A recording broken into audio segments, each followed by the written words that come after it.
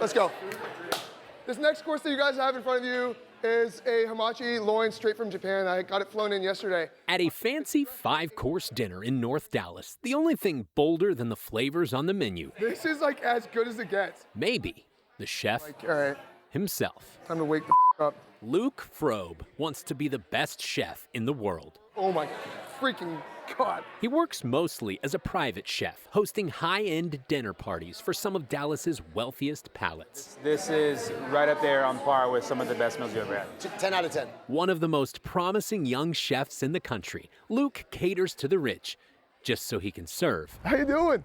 the poor. Can I get you guys some hot meals? At least once a month, Luke and his team drive around town, feeding God bless you. the homeless. Nice hot meal for you. Here are some of Dallas's poorest residents, eating from one of the city's most exclusive chefs. You know, it's the one thing that humans share in common is that everybody has to eat regardless of their financial situation or regardless of the position that they're in.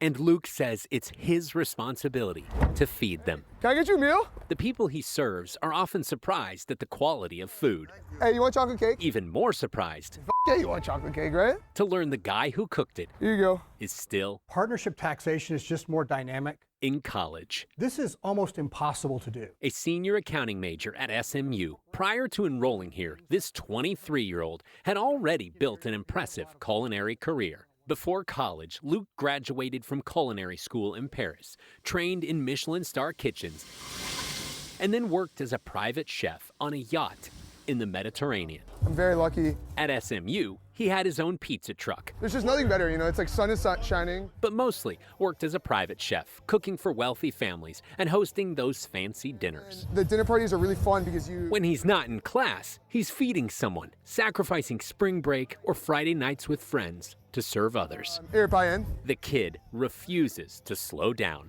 Why would I want to sit down when I could be doing something? A full-time student working 60 hours a week and still makes time for this. Hey, will you do me a favor and stay dry? He's motivated in part by his biggest beef. In America, over 60% of food goes to waste, and it's just pissing me off.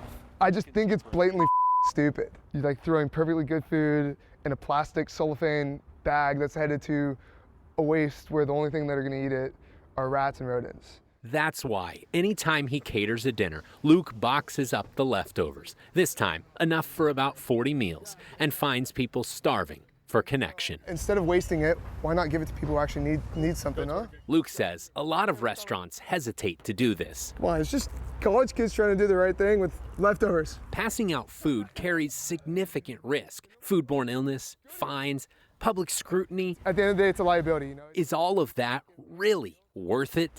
Yeah, it's worth it. You kidding? I mean, look at these. I mean, you see the smiles? That's the beauty of being your own boss. If I say, I'm gonna go feed the homeless people, guess what I can do?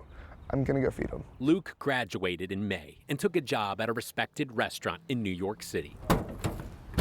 But he says no matter where he goes, he vows to continue helping those who need it most. That makes my day. That makes this whole thing worth it. Seeing that smile on the face, or when people when you hand them the meal and they're like, God bless you, that really made our day. You did a lot for us.